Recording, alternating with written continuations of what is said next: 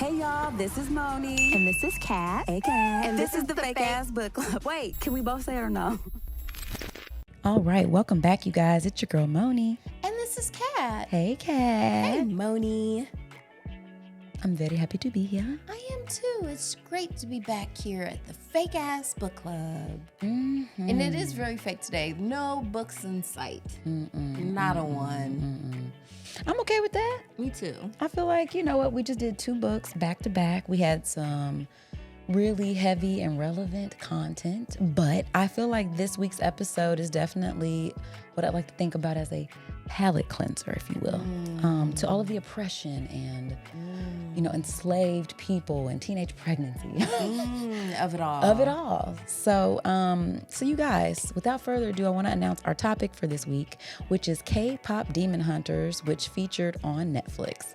So before we get into the show, you guys, I want to give you a little synopsis about the show. K-pop Demon Hunters is a 2025 American animated musical fantasy film produced by Sony Pictures Animation, and it was released on June 20th by Netflix to critical acclaim. It was directed by Maggie Kang and Chris Applehands. It follows the K-pop girl group Huntrix, who led double lives as demon hunters. They face off against their rival boy band, the Soulja Boys, whose members are secretly demons. This film's soundtrack album also saw major success, reaching the top 10 positions in multiple musical platforms and streaming charts. So with that being said, guys, that is our content for today. I'm super excited about it. And before we get into it, we should probably dedicate this episode, friend. You cool with that? Capital suggestion. All right, let's do it. So hands over your hearts, everybody. As always, we want to thank our patrons for their continued support. You guys are the best. Thank you so much for showing up every week and showing your support.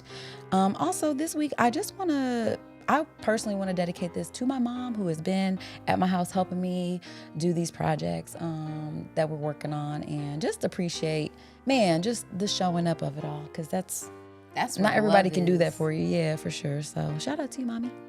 What about you, friend? Yes, and my dedication is going out to Korean Culture Day, coming up August 9th, 7168 Graham Road, Upland King Shijong Institute. So this will be something fun if you want to, some K food, K crafts, and a K-Gen 2 quiz. Or no, K-Gen Z quiz. Yeah, sometimes if it's far enough away, a Z looks like a 2. Wow. We're old. You can learn about that and more. Right. All at Korean Culture Day. Because dedication over. Okay. Because this was heavy in Korean culture. I loved it. And I did too. There's a lot of sort of Korean products on Netflix that I enjoy. Okay. Not Squid Games though. Did not enjoy Squid Games. Never watched it. I know the premise, but I was just like, yeah, I'm good. It's something a lot of my clients watch. It's something good to binge, apparently. Okay. I just couldn't get into it, but I did love Kingdom, which was like this Korean period piece zombie. It was Korean Game of Thrones. But zombies? I guess zombies were the White Walkers. Mm-hmm. That's crazy, because typically I don't enjoy zombies, but maybe I can. Maybe because it wasn't they were, but... I'm sorry, now I'm thinking this is just my brain, because we're talking about zombies, and that made me think about Boys for Now, which is the boy band from Bob's Burgers, and they have a song about how when you come around, I fall apart like a zombie. But that makes me think of, it takes me back to K-pop Demon Hunters. Okay. Because we got some boy bands in there. We do, and zombies. Kind of. Yeah. It depends on, because it's not a direct translation, right? Whenever we're going into different cultures, their idea of what demons are not exactly what we came up with the idea as demons. Because what do you picture when you hear demon? Satan. Yes. And all his minions. You know him. Well, kind of like the South Park one where you got the hooves like, I and don't the know. horns and a pitchfork and a stabby tail. Yes. Like that's usually what we think of when it comes to demons, but their demons are something else. Yeah, and I think, you know what? I'm glad you said that because I think before we get into the review, I do want to say, like, I feel like the title could be off-putting to people in a certain generation, really across genre and age groups. You know, like I know some people who, like I think I mentioned this. I know people who were like, I had to pray before I saw Sinners because, you know, vampires and demons and you know, the idea of demons in Western culture is, I feel like, the way that we're socialized to understand and think about what a demon is steeped in Christianity and like that good versus evil kind of thing. Whereas maybe in other cultures, it's still symbolic. Whether it's like, I feel like Western culture takes it literal. Like there's some guy. You know what I mean? Like there's this one dude responsible, when I think when other cultures are talking about demons or things that are demonic, you're talking about characteristics, we're talking about traits, certain energies and things like that. So I want to say that, like, if this is something that you're shying away from because you feel like, oh, I don't know, like, you know, I got to protect my spirit and all this kind of stuff, you're relax. You're gonna be fine. It's not even like that at all. Step away from the 700 Club. Yeah, like it's not just, because they said the same thing about Smurfs. Like I couldn't watch Smurfs because allegedly that was German for demons. And how many of y'all were out here doing crazy stuff because y'all seen Smurfs though? I mean, whose life was ruined? Remember that time I gave you that box and it exploded? That was and had all that dust on my face. That was ruined my hair. That was because of the Smurfs. God damn you, Kat. No. I feel like I got good lessons from the Smurfs. Yeah, and I think that's the space you got to stay in when you're watching this. Lots of good lessons. So because I feel like that's the most important thing more than titles is messaging. I think you're right, friends. Thank you. So let's talk a little bit about our messenger. Okay. I wasn't really familiar with the creator of this series, but it sounds like she has a really, really compelling resume and has worked on lots of animated stuff. She seems like somebody I like. So we're talking about Maggie Kang. Surely is. If I can, that's why it's not working, because that's not the thing. Yeah, it's a screenshot. You're old. Me too. I mean, it's still not. It's cool. It's frozen though. Oh no! Here, well, I mean, I don't know which one you have. Oh wait, how about I close it? That'll do it, and then I can. While you're doing that, I'm reaching for my watermelon. Okay. Yes, I said it. Mimosa. Okay. You do you? There she is, Maggie Kang, director. Home wrecker. No, I'm just kidding. No. Fake news. Maggie's lovely. She's wearing a Nefertiti necklace. It's bad to have 3 mimosas at the club. It's never bad. I know reading gets real hard. It does. Maybe we should read the beginning part, then start drinking. No. Oh, okay, never mind. Cool. Maggie Kang is the director at Sony Picture Animation, who, alongside Chris, directed the global hit K-pop. Stop it now. I'm sorry. We're never gonna get through this. Okay. Global hit. Sorry. Okay, for real this time. K-pop Demon Hunters, an original animated feature for Netflix that originated from her own idea. Kang began her career at DreamWorks Animation as a story artist on various products, including Puss in Boots franchise, The Croods: A New Age, as well as Rise of the Guardians, Kung Fu Panda 3, Trolls, Shrek Forever After, Madagascar 2, and Over the Hedge. And she went on to contribute her talents as a story artist at Illumination Entertainment on Minions. Heard of it? Flex on them, Maggie. The Rise of Gru, and Warner Animation, where she was the head of the story, the Lego Ninjago movie. Yeah, ring any bells? Born in Seoul, Korea, Kang grew up in Toronto, Canada, and attended Sheridan College, where she studied classical animation, and it shows. Man, I'm glad to know Maggie. I'm really glad that so it sounds like she's got this really great resume and... Oh, you know what she has? A really great Nefertiti necklace. Let's look at it right now. That's fabulous. Look wow. at it. Look at this queen. I appreciated I'm that. not I was like, hold up. okay. I honestly, I've never seen a Nefertiti necklace on a non-black woman before. Ooh, well, she's pulling it off. I got a little excited. I got to tell you the truth. I was like, okay. I think everybody needs a Nefertiti necklace. I know, I hold you love up. mine. Yes. And mine was on a herringbone. Well, that's because you're classy. Oh my gosh. Yes. So if you can't tell, guys, we enjoyed this. Oh my gosh. It was so enjoyable. I've watched this at least 3 times with my daughter. She's seen it probably like 12 times. And I'm really glad she made me sit and watch it with her because she was like, I think I had seen it, on the recommended or just one of the top movies. And then I'm like, okay, yeah, let's get into it. And I mean, I found myself really loving the storytelling, pulled in by the beautiful animation, the costuming, the mixture of heart and humor.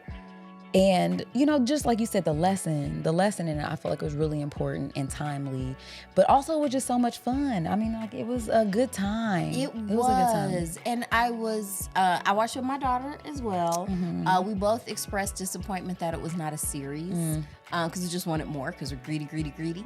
But it left you, it didn't, because it was a complete story, but it does leave you wanting more. That's so good. But love the lessons. Once again, she recommended it, even though I was going to watch it anyway. So I was like, oh, yay, because she'll be more invested than if I recommended it. Of course. And of course. Yeah, I was just blown away. It was a feast for the eyes, for one thing. Because another thing was it was coming out of Sony Animation Studio, which... Maggie, she's up in there, and they're also the ones who did Spider-Verse. Those were so good. The animation and storytelling, I can see that. Especially the blending of styles, because there wasn't just one style in it. Wasn't. And that's not an easy thing to do. And they made it look easy, but it's not easy. Definitely not easy. And I like that, she's using her...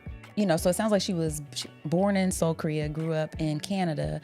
So right there's already that kind of mixture of the cultures and stuff like that. And so I'm sure she had a lot of I noticed first off, not only her Nefertiti necklace, but just the heavy influence of hip hop, which is global and worldwide pop culture now. And you're welcome. You're welcome. I did hip hop. So and thank you for K-pop. Exactly, like K-pop is just an extension of that, like tapping into the boy bands, but also having that little kind of hip hop influence with the dance, with the styling, with the lyrics and stuff like that. So I liked seeing that blend all together. And I also liked that it was in Korea. Like, I don't know. I've seen animations where they were in Asian, settings, but I don't know if I've seen anything that was specific. Not to say there aren't those, but like specifically South Korean. I just thought that was really interesting. And for K-pop, because K-pop now, I feel like it's extremely like Korean culture is super popular. I remember back. Let's see, I went to Japan to visit my brother in 2010, and I remember at the time his friend ended up sending me, like in the mail, like the masks that are super popular now, like the snail mask. This was in 2010 though. Like, she put me up on the stuff, the K facials and all of that stuff, the beauty, the Korean skincare. Y'all don't know. Y'all think y'all do you care have a about daughter? Skincare? Because my daughter's obsessed with Korean skincare. Skincare, and then specifically the Korean skincare stuff. So, do you want that glass? You want the glass skin. You want all of that. But it's interesting to see Korea taking its sort of center stage. Because I don't know, in my mind, when I think about when you hear Asian culture, you instantly go to either Japanese or Chinese. Because those are the two most represented. And there's so many Asian cultures, but I'm like, this is kind of dope that Korea's getting their little moment to be pop, like globally because let's popular. talk about it. Like you said, we don't really learn much about Korean history in school. Definitely not their at art. All. No. So I'm embarrassed to say I didn't really know anything about Korea until I was a full adult. Oh no, you don't hear much. And I knew my grandfather fought in the Korean War, but it's not the kind of war people talk about. And then after watching Lovecraft Country, I get it. Yeah. Wow. It's bad. It wasn't cool, guys. But like I said, now though, this cultural exchange, it excites me. It's fun. Because some people might call it appropriation, but in real life, the way art works, you're constantly inspired by other art and artists. So I'm curious to I know. feel like appropriation is when you pass it off as your own. Yeah. But there's cultural appreciation when you're like, okay, like I like this and I'm inspired by this. Actually, I pulled up a little visual representation of that because are you familiar with Vincent van Gogh? Yes. Okay. And you hear me constantly talk about Hokusai? Yes, with the waves. Yes. Mm-hmm. And so they were inspired by each other. Like you see a visual, Van Gogh said that Starry Night was inspired by the Great Wave. And you can see it. I'll pull it up now. But yes, I think that when we share and work together, and like I said, Van Gogh, he didn't directly rip it off. You know what I mean? Right. Like you Thankfully. Gosh. Thankfully. Jeez. Yes, that would have sucked. Like, that looks a little bit like... But he's just kind of like, oh my goodness, your spacing, your movement. I'm gonna, the way I'm representing my paint right now, I want to incorporate that into my work too. And I think that's a beautiful representation when we are able to share in each other's cultures. And I think that's how you get K-pop. That is how you get K-pop. Yeah. Well, so friend, let's get into the plot All right. of the story. Wait, okay, so we went over who the creator was. We know what we're talking about. Let's get into our demon hunters. Let's get into our demon hunters. So I don't know if you want to go over the characters first or if you want to just do a general. Well, you can. Well, however you want, friend. So we're living in this world where there are these demons and there's like a demon king and he controls them with like basically shame. And so over time, there's always been these hunters that use song. They're based on basically like their what are known as the shaman.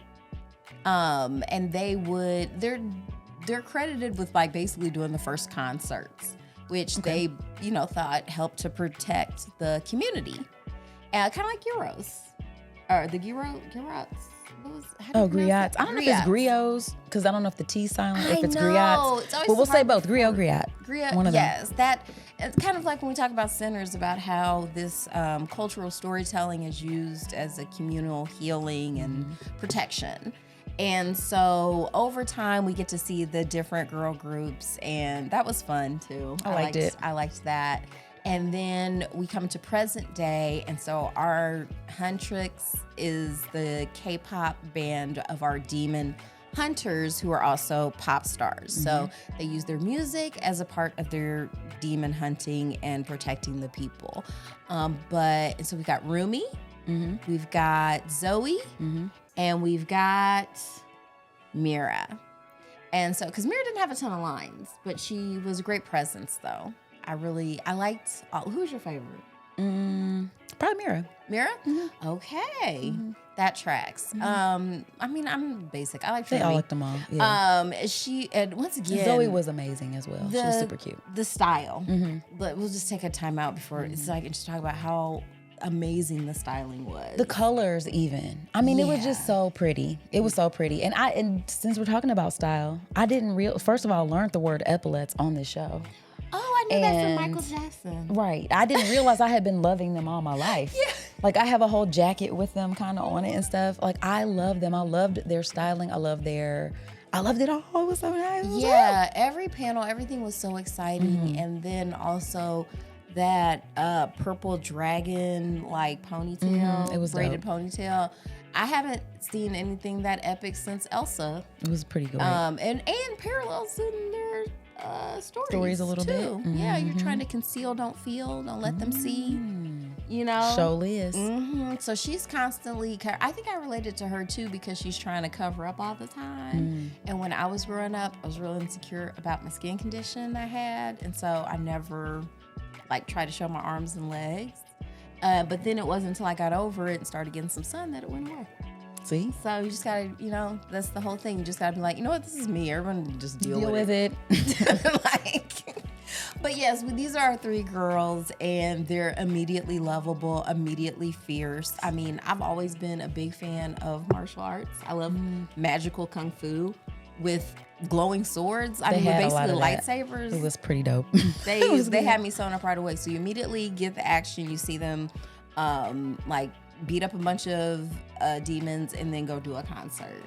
Also, love their manager, Bobby. He's the voice actor was Senior Chang from Community. Like him. Ken Jeong. Very funny. He's hilarious. Really good comic relief. But yeah, we see the girls doing their thing, and when do we get the reveal that old girl is Rumi is half demon? So let's see, after the world tour. So it says as they prepare for the first live performance of their new single, Without a break. she starts to lose to lose her voice, and that's when she ends up revealing she wants to rush it. Yeah, of her demon heritage. She's like, but not to everybody, just we as the audience learn. So you see like a flashback. And so she's super motivated to do the tour because once they get closer to this, they're going to close off the demon world so that hopefully the patterns that reveal that she's a demon will go away. Because, she's like, this is such a conflict of interest. Like, I'm half demon, but here I am killing them. And we also learned that her mother passed, but like her mom's friend is kind of her guardian, and she's the one who's like, don't tell nobody that your daddy was a demon. And what was your mama doing, girl? How did he slide? The demons, we'll get into that. Maybe I do see how. Yeah. It happens. It can happen. Yeah. So, anyway, and of course she ends up falling for a demon because then the Demon King, he's like, okay, I know how we're going to get more souls. Then, we're going to do a boy band. Well, so Genu does. So the main guy was what's his name? I'm calling him the Demon King. The Demon King. So somebody who gave his soul up to the Demon King, which was Genu, he back in the day agreed to he wanted this voice or whatever, and the voice was able to get him. This was like hundreds of years before. 400. Hundreds of years before, and he got this voice, and it got him into this palace or whatever, and he convinces the Demon King to let him use his voice to create the boy band. Yeah, that's how that went. Yeah. And so he's so they're like, yeah, we'll get more souls this way, with the voice, and he's right. Cute. These Piper and these kids and stuff like that. So now all of a sudden you got these flower boys, because these are the prettiest boys on earth. Yeah. And actually, they reminded me of bronies, like the My Little Pony bros. I don't remember them. Oh, okay. Bronies? This was like a subculture. What the hell? You could ask your computer about. Nah, man, I can picture it, but anyway, just picture pastels, very, very pretty boys, and so the girls are going crazy for them. But then Huntress immediately clocks. They're like, "Oh, I see them patterns. These are demons." So they immediately have this sort of gem and the holograms, misfits sort of kind of combative relationship, but also there's a little tension between Rumi and Genu, which is kind of weird because once again he's 400 years old and you're a teenager. But regardless, not supposed to think about that. They end up getting in league with each other because he ends up finding out that she's half demon, and she's like, okay, well, I'm trying to close off the demon world so you could be free, and he was like, I'll never be free. I have too much shame, and so she's like, no, I can change you with my love and sensitivity. So they're doing the whole thing. Comes down to this one concert where it's like their idol awards, and so the boys come out, and they've gotten her to reveal herself to everybody, and so the other Zoe and Mira end up finding out that she's half demon, so they feel betrayed, and they don't want to help her at first, but then she's able to sing real hard and everything. She sang real hard. She's on real hard, did, y'all. Though. She did. And they were able to defeat them, and Genu, when he realizes, he's like, hey, things are closing up. I want to, I finally got my soul back, but I want to give it to you and put it in your glow sword. And so she can fight super hard now. And because it was never going to work out. Like I said, he's 400 years old and kind of selfish. And so then... It only took him 400 years to figure that out. Turn around. Yeah. So, lady, that's it. You just got to wait around 400 years. That's it. And they'll get it right. And then... song? It was a beautiful song. Yeah. Yeah. This is what it sounds like. It was so good. It was. It was very, very good. And yeah. Good breakdown, friend. Thank you. Congratulations. Thank you. That's pretty much what happened. Yeah, that's pretty much what happens. So So what did you? So let's talk about characters a little bit more. So you said Rumi was your favorite. Why? Oh, the skin thing. She's always trying to cover up. She's just like, and just of how well she sang, because that was so relatable because of my own amazing singing voice. So I know like what it's like having such a powerful instrument. This is what it sounds like. Okay, I see you out here. Yeah, I liked, Zoe was cute. I feel like she was the one that kept everybody optimistic. She also was the lyricist, and she brought the hip hop element to the group. I thought that was dope. Yeah, so for those of you who don't know, there was this group in the 90s called TLC. Left Eye was one of the trio, and she always had the little rap verse on there. And just real cute and quirky, and like I said, I think she kind of like kept everything together. So I did like her character. And she supposedly grew up in Burbank. So she was Korean, but grew up in California. So that's why she kind of had that Cali swag, a little rap, little nod to rap and stuff. And then you got Mira, who came from like a real privileged sort of background. And she was more, yeah, definitely. But she had this edge, and she was sort of the black sheep of her family. And she was more of the choreographer of the group. So you could even tell like the way she moved was very like elegant. They animated them differently. It was so, they did. It was like, so much I detail. noticed. I said, I love the art form of animation, and this is Sony Studios takes it seriously. They probably because they used to be. Aren't they a Japanese company originally? Sony. Y'all can Google that. Don't know, but probably. I'm pretty sure. Yeah. Let's go anyway. With it. But yeah, I love them though. But yeah, Rumi's. Well, the thing about her character too was it was messed up how she didn't even really know her background. Like, of course, when your mom dies, I don't know why the parents always have to die. So your daddy's a demon. It creates immediate sympathy. It's like with Harry Potter. No. You poor in every Disney you poor character. Motherless bastard. How can you not feel sorry? Yeah. But she had a relationship. So her mom, it looks like, was in one of those groups. So her guardian, what was that lady's name?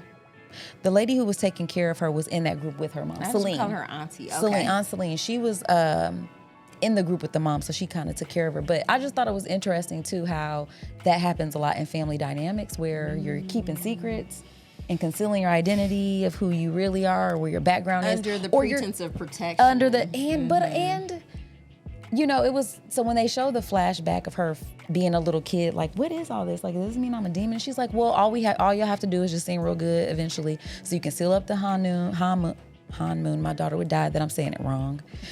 But there's like this invisible force field that's covering the earth, basically keeping demons from coming up from the underworld, basically. And so if it gets to this golden status, it'll be solidified forever.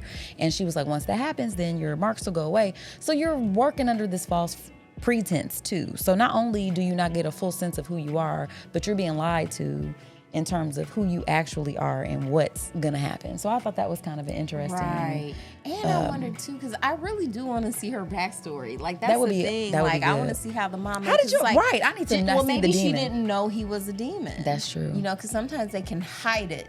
Oh God, they can hide it. They're so good.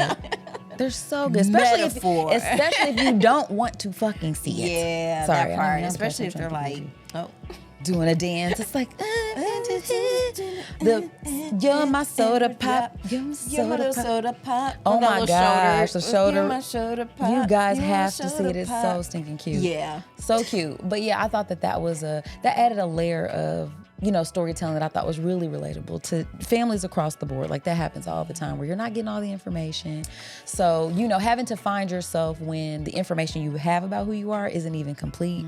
And then once you figure it out, like, you know, Rumi's character was very, like, she has these walls up, you know, and that's illustrated throughout, where she's like, you know, wrestling with this internal battle and then trying to put on a brave face or try to pretend like everything's okay, and not realizing that like the only thing that'll make you okay is like truly accepting who you are, and how it takes sometimes. It's the greatest love of all. Falling in love with a demon sometimes is the only way you can free yourself from that. No, just kidding. It just happens. It's a common story. Yeah. It's just it's a little side quest. It is a side quest. Right. Burning up time on what you need to do on the board, right? I mean, those are gonna happen. It reminded me a little bit of Agatha All Along, because there was a story of the one witch whose mama had a song that became a hit song that was also a protection spell. Forgot about that one. See? Yeah. What an interesting concept that like our music protects us. Or that, I mean, it's not funny because we just keep seeing it. It's something that keeps reoccurring in the stories that we're taking in. So from Sinners to, Agatha All Along, this one, and just how, storytelling in song form, how powerful it is. It did make me think about influence and impact and how music has that. So, when you have the boy group, you have one group who's using their music to try to protect people and uplift people, and then you have another one trying to manipulate.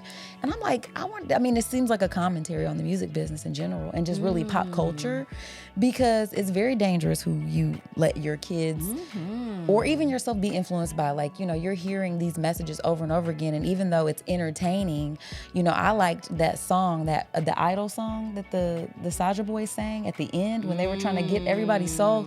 It kind of took me out a little bit. I'm like, yo, this is what a great sort of allegory for how we allow pop culture to influence us and infiltrate our lives and our kids' life and media and stuff like that. And if we're not careful, that's what my workshop at the Convergence is going to be about. Is it really? Yeah, the influence of media and how artists can combat it. Yeah, and because it takes work. Because evil has to be opposed. Somebody's got to be Huntrix. Somebody's got to be Huntrix. You know what I'm saying? And it's like, so why not me? That's right. You know what I mean? At the end of the day, every day you have to fight. What side you gonna be on though? I remember a Korean lady told me that, y'all. Listen, every day I gotta fight. Every day. But you don't have to fight the same amount every day, but every day you gotta fight. A little something. You gotta put up some numbers. But yeah, I really liked that message. I thought that was so like that was a way for me to open up those conversations. So like when I'm telling my kids, like, I don't, or if I'm pointing out something that I feel like they're taking in that might have a toxic message or that's not the best, at least being able to give them context for it, but also making them mindful of like what you're putting into we're programmable. Yes, we're programmable. Pretending like you're not programmable is a type of denial. Yeah. So at the end of the day, you need to just be conscious of what you're letting program you, because if you're not, somebody else is. It's so true though. So let me ask you this. Wait, I wanted to go stay on that just one more minute, because it's so important, especially with, like I said, especially with kids, because this reminded me so much. I mentioned before of like Gem and the Holograms and like the Misfits. And just being so grateful that Christy Marks was slipping some vegetables in,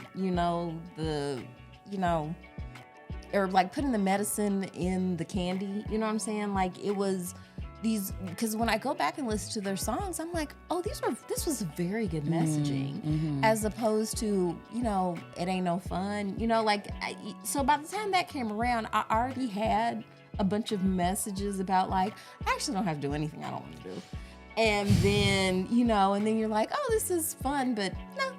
That's not me. No. That's exactly what I was getting ready to say. So we were on the same point. Yeah. Cool. That was perfect. Because I was just going to ask you, what do you think was the influence of songs like because we know we had ratchet songs like It Ain't No Fun If the Homies Can't Have No, like know all the words to that. Why? Yeah. Awful. Well, there was, there wasn't as much competition either. Because now there's so much, you're exposed to so much, that is true. Like talent in music, you know what I mean? Like back then, there was just the radio and tapes.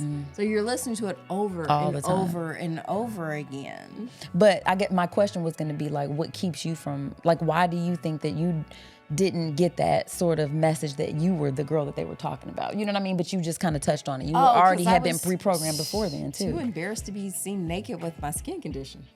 Well, so that's what you guys need to do. Yeah. Find an embarrassing shame. They touching on it here. No. The whole, I think the ultimate message was how shame can turn you into a monster. Yes. Not an actual demon, guys. Yeah. Okay.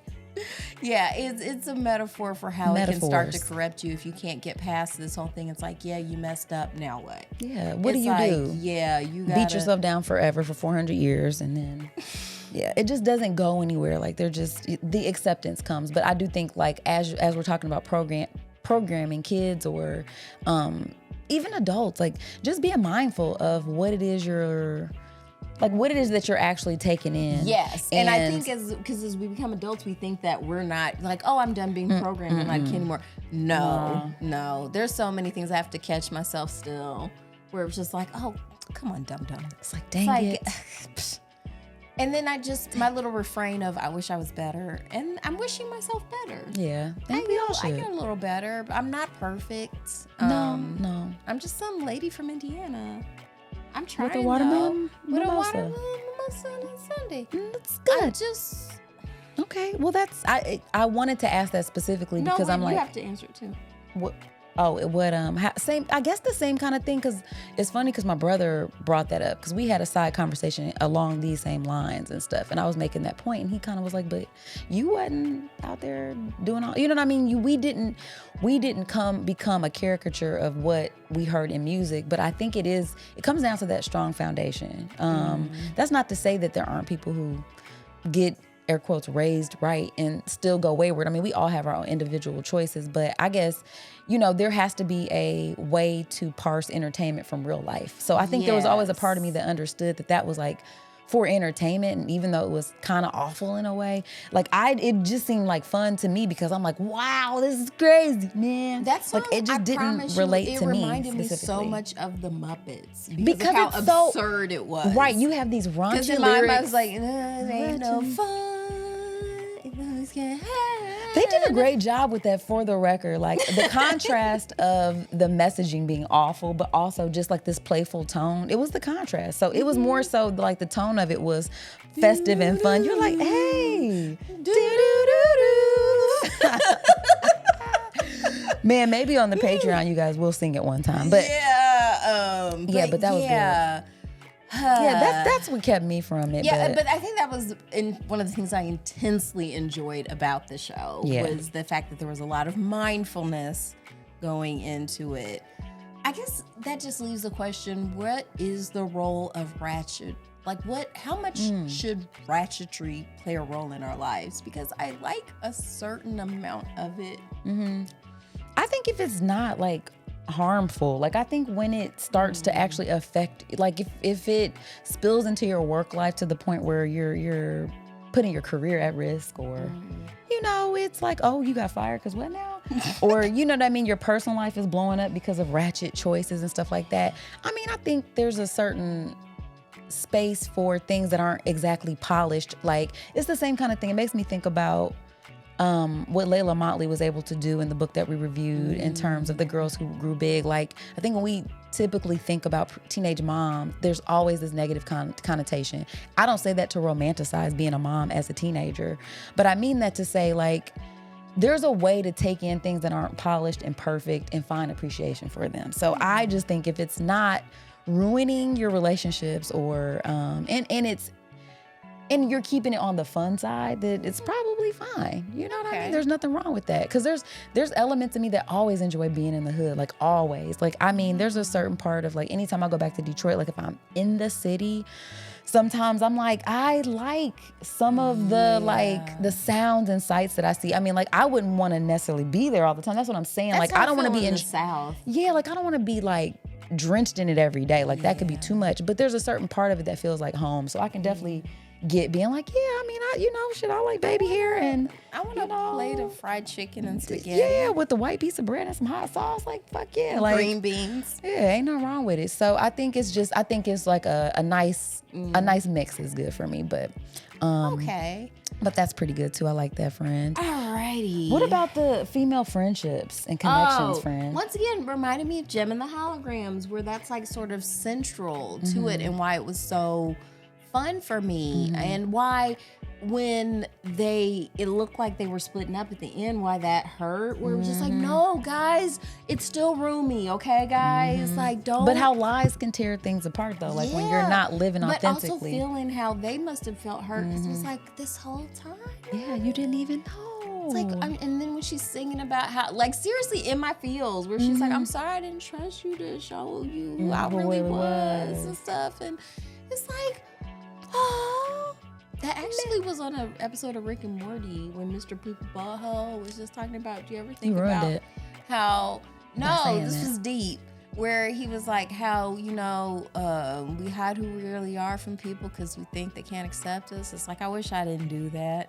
It's like, man, maybe if I'm ever brave enough to show who I really am. It was, It's a very human and it's a very relatable sort of conundrum that I think most humans find themselves in. So whether it's, you know, a physical thing that you're hiding, or whether it's something inside of yourself that you're like, man, like, I don't know if people really knew how The real X, Y, and me. Z. Yeah, like if they would accept who I am, would they abandon me, that kind of thing. And then also feeling like maybe there are these steps I can take first and then it'll be fixed. You know what I mean? As opposed to just moving on to accepting it and then putting it out there, and then whoever accepts it, whoever doesn't. I think I think people are scared of being alone, because isolation was a big sort of theme as well, in terms of like how isolating that is when you have a secret, or there is something you're not sharing, or you're not living in your authenticity. You know, that's painful, and you do tend to isolate yourself. And this is how you fall into being manipulated, whether that's by idolatry, you know, whether that's pop culture, or even just toxic relationships, right? When you're not fully steeped in self-love, how it's easy to, you know, exploit that and to control people with that, you know, and make people feel like, and keep rubbing it in their face, as opposed to trying to uplift them, you know, that kind of thing. So these were some really powerful and relatable themes. And like I said, I really loved that it allowed me to start up conversations with my kids about some really important things. So if you were going into 4th grade, like, would you want like the Huntrix, like Trapper Keeper and Lunchbox and I want to call you a B word. and Thermos? I'm trying to think. In 4th grade, I would have absolutely loved it probably, but also generally speaking, I'm not that girl though. Because you don't nerd out. Yeah, because I mean, I would have liked it. I probably would have had something. But like, I remember in 4th grade, there was a certain boy group that was super popular. And it was New Kids, I think it was. And all the girls had the New Kids Trapper Keepers and like backpack.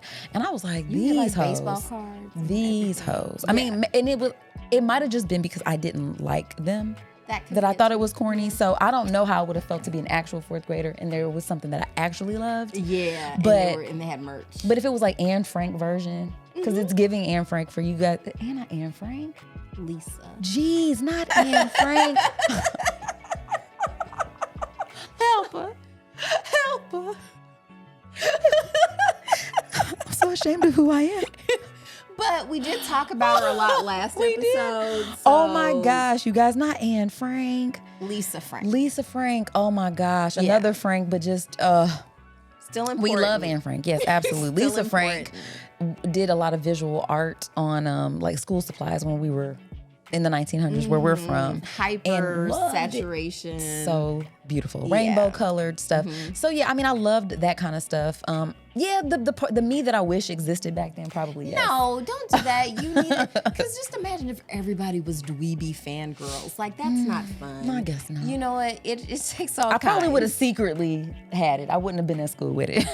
Yeah, I couldn't have showed up in public. I don't know. But I gotta let everybody know. I'll be like, bam! it's like, it's me. It's like, nah. I love this. Yes, but I mean, yeah, I probably wouldn't have had it at school, but definitely would have had a sweater or blanket or something. I mean, and I'm talking about 4th grade. If they had it now, I'd probably get it like a yeah, I would now I'd get it. Okay. Yeah, for sure. I'd get something now. I didn't look it up because I was like, do they have dolls? Oh, like, I 'cause don't you know me, know. I'll still get a doll. Oh, so cute. Like, I so just nice. recently got a Wonder Woman Barbie, so. What about, so you know, I liked sometimes when we watched Win or Lose, some of my favorite characters were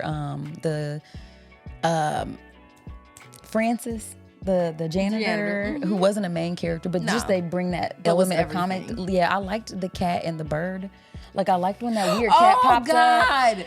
That was so creepy. He was creepy at first, but then he was hilarious because of the 'cause he flower would just be pot. like- He would just melt into the ground, Yeah, and he they'd be knocked like- over and a she'd be like, flower pot. and be like, oh. He would knock over this flower pot and obsessively try to get it to stand back up, but then couldn't get it, and the bird would be annoyed. And I just loved that. Wonderfully weird. The comedy was funny. I liked that. I also liked the popcorn eyes. I thought that was hilarious. When they saw like the Saja Boys for the first time, their eyes like popped like popcorn, and then the abs were like corn on the cob with butter. Yes, with like melted going down. butter. I said, That let's was- go. and What a once again, visual. Another great example of changing visual styles and loved making it. it work, because I that's why loved it. it made sense, because I'm another person right now because of my dumb hormones. Oh my gosh. It's like, so I'm a bimbo now, and my animation should reflect it. Yes, it should. They did such a good job. The storytelling was stellar. I thought it was just, from the messaging to the style of it, I absolutely loved all of it. So I'm trying to think, what else? What other yeah, because characters? there were a couple of different I think it's the style theorist on or the style theorist on YouTube. I watched their video about just the detail, like the amount of detail that went into styling each character. Oh my God, I love it. That was so fun to watch. Oh yeah, because she got into like what everything was called. Oh, nice. And yeah, the Joycean Dynasty. I can't pronounce a lot of the stuff because I'm from Indiana. But yeah, it was really great, man. There's a little thing. Yeah, I would recommend watching that, and Cinepals and the Normies. They watched it too. Did they do it? Yes. Oh my God, did they love it? Yes. Look at that. Yeah, they got the Kim sister. She was just talking about how like a lot of because this was based on a lot of like real Korean groups and stuff like that. So I loved it. Yeah, I can't get enough of it. It like, was just do you beautiful. have like? Oh yeah, this was the thing too that the Den Chang, like that's like what is on her. Oh, on the blazer. Yes. I loved I would the buy styling. this. I want to wear that This now. would be the kind of stuff I love I that would- too. I was like, her bandeau reminded me of you kind of because it had like that little Asian flair to it. I'm like, yeah, And like once that. again, this reminds me of Left Eye. Yeah, like she was this very is giving Left very Eye. much, yeah. And once again, I bit their They're style so a lot cute. because we were built similarly because it didn't have boobs. Oh my God. So it's like there's still a way to look cute though. It was so good, you guys. It was so good. I'm trying to think, what else did I want to say about these folks? What did you think about the whole Genu Rumi thing? I mean, other than it being creepy because he was 400 years old and all that kind of stuff. Okay, so apparently it was based a lot on the voice actor who played Jinyu. He was in a Korean movie called Business Proposal. So apparently, like, there's a reference in it when they first meet, and he like bumps into her and then does that whole That little was thing. hilarious. Yes, it was. So apparently, that was referencing like an That. actual Korean movie, Cute. and stuff like that. Iconic. I liked the illustration of how ultimately secrets keep us sick. Like that, her trying to keep her little side deal with him from the girls almost brought everything down. And yeah. But I thought that was super cute that he was styled more like a K-drama hero and not a K-pop. Pop. Yeah, he was. I thought that was fun. What about you? What did you think? I liked it. Just overall, like I really liked it. Like I'd watch it again today. Oh yeah. Just because Yeah. it was really good. And I would, like I said, I just hope that like if you decide to watch it, keep an open mind. I just feel like it's one of those things you could be keeping yourself from an entertaining movie because you're like, oh, I don't know, because the word demon is in it. You know what I mean? Like, it isn't I just in think any way rooted in the sort of Judeo-Christian idea of angels demons. and demons. No, like not at all. that's not. Once again, you have to think about this is a much older culture Yes, even than yes, that. Like pretty. their stuff goes back way further, and like I said, it was more like vampires to me. The way that they worked and the fact that they're trying to like basically like capture souls and stuff like that. Like I don't know. I feel like they don't. Like I said, when we were picturing like what demons are in our sort of cultural framework, it's more like The Exorcist and stuff like that. right, where it's like, which I can see how stuff. like that's creepy and Yeah, real creepy. this This isn't wasn't like creepy that. like that. I guess it's a little bit. I mean, it does give you those darker elements that are in there for the contrast, but I think that they style those demons in there as like those masks, like those South Korean masks. So it gives you, like, I just thought that was interesting. I'm like, that's dope that they're using part of the culture, to illustrate these points and stuff. So yeah, to me, the demons are really just the secrets, and the shame and the isolation, like all of those kinds of things. And then, the farther away you get from accepting yourself the more entrenched you are in that, and the more you become, and start to, and you, it's like a separation. You separate yourself from yourself, and you start to other yourself, and that's when you could be manipulated, and that's when all of that influence and stuff comes in. So, I just thought that was a really beautiful lesson, and it gave me a way to talk about that. That is like relatable to my kids. So it's like I'm not just random on a Sunday when we're eating breakfast. Like, y'all know we, that. It's like, Mom, why are you talking about crack again? Right. Exactly. I'm always mentioning crack. It's so bad, you guys. You have no idea. It destroyed our community. No, like, oh my God, give it a break, lady. But yeah, it's like, it's nice because again, like art gives us a way to have these conversations that are relatable, and you can enjoy it at the same time. So even at my big age, I'm like, I was really happy that I was able to get the title right, because for the long time I was calling it K-pop Demon Slayer, because Demon Slayer was an anime that my daughter was super into. Okay.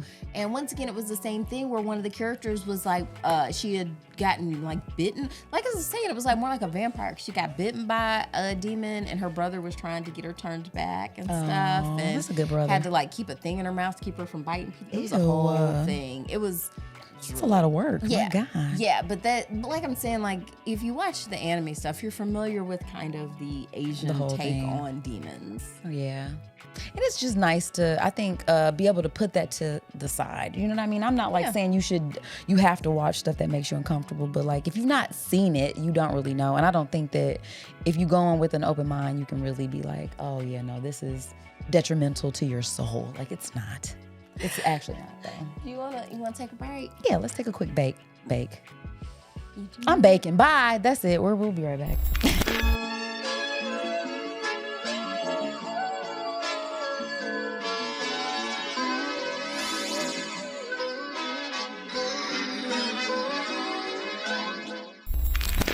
All right, guys. So welcome back from the break. We're back and we're black. So do you think men would enjoy this movie? Because I think back to when I would watch Gem and the Holograms, my dad was not into it. I mean,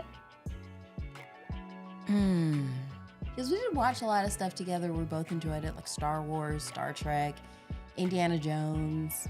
But like, yeah, when I'd start watching Gem and the Holograms, it'd have been like, okay, well, that's quiet enough. time for That's Daddy. quite enough. Yeah. I don't know. So like my brother wanted to watch it with my daughter because he was interested in what she was interested in and wanted to see specifically like, well, what did you like about this? And how, because he's one of those people though who likes to know what makes you tick, what you like, what you don't like. So that was endearing and sweet. But generally speaking, I don't know. I don't know that these stories resonate with them. You know what I mean? As much because I don't know, like maybe it's too stylized or too woo-woo, because there are scenes where like, which I enjoy, they finally get Rumi to go to the bathhouse at the end and like they're like crying. It's like, oh my God, we're such friends. Like it's so relatable. I love you guys so much. And it's so cute and relatable to how like girlfriends are and how our relationships can be. And because they have relationships with each other in a very different way, I'm not sure that it's super relatable to them, but I do think the themes could be like in terms of like, self-sabotage or even, isolation or not feeling like you're being your true self. So it's the same kind of idea of somebody who's mega Christian who just is looking at it like, man, I ain't about to watch that demon in the name of Jesus. I ain't. It could I think if they opened themselves up to it, it could be enjoyable on some level. Like I do think if it were like called like K-pop demon collaborators, but they're demon hunters. They are. It's pretty, and I mean the fight sequences are pretty great. Because they usually go with the music, and they were very choreographed and stuff like that. It was good. It was good. I don't know. So I think generally speaking, no. But you know what else it reminded me of? The Winx. The Winx were cute. Yeah, just kind of like, I don't know. I like it when girls are fighting evil. Yeah, and they're doing it in style. Yes. With a great heart. Like they had different outfits. Because a lot of times in animation, you just see the same outfit over and over. Thank you. But they were giving looks every single frame. So I'm going to go ahead and rate it. I loved it. I'm going to give it 5 out of 5 like K facials. Ooh. K facials, eh? Yeah, the little mask. Okay, thank you for being specific. Oh, yeah, let me say that again. I'm going to give it 5 out of 5, sort of like those, what are those, collagen masks. Okay, collagen masks that like just dissolve into your skin. Butter. Yeah. Okay, I like it. Yeah, I'm going to also give it 5 out of 5 popcorn eyes because I loved it. My eyes were popping about my face. Everything was beautiful. The message was beautiful. The animation, the story. Just, I mean, really no notes. And I'm curious to know people who didn't enjoy this, if it's not on some like Jesus, because if it's not on that, I want to know like a critique outside of that. People hated Wicked and stuff like that. Yeah, I'm talking about y'all didn't even really watch it. You didn't watch it. Somebody who actually watched it and then was like, because again, I liked it so hard that maybe I had blind spots to stuff that could have been like not great about it. I don't have I'm curious. no problem admitting I'm biased about a bunch of stuff. And that's okay. Yeah.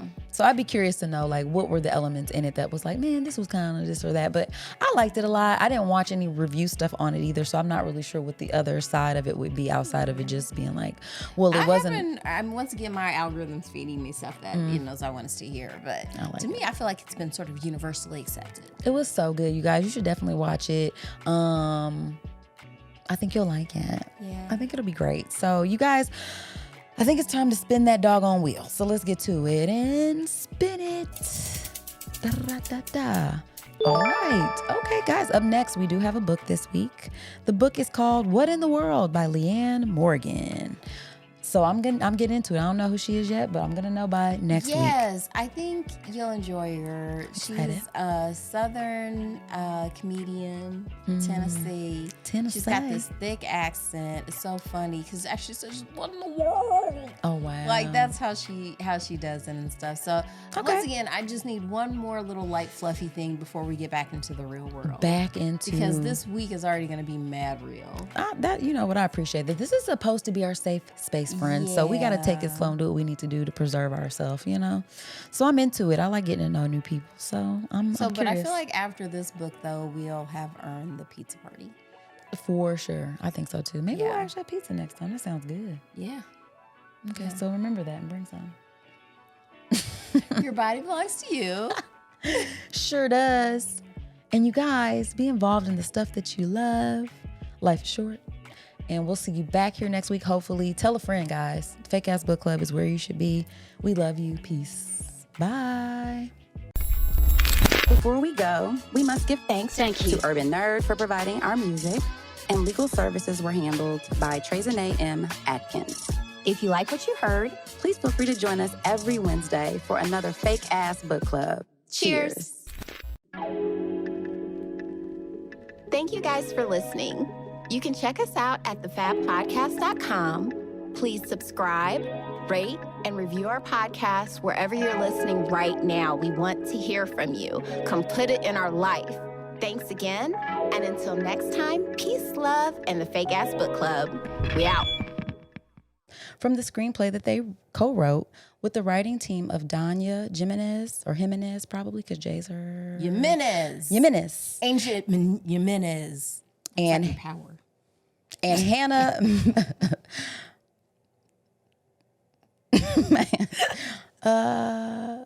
Okay.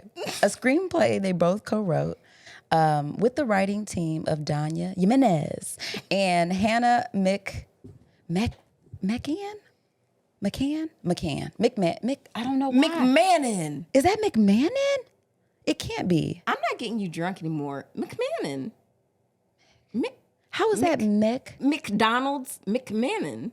But how is it McMahon and there's no McMahon? It would have to have two ends. Because it's Irish. Hannah McMahon. You guys gotta learn how to read. I don't know. I'm not even gonna say that part. I don't know.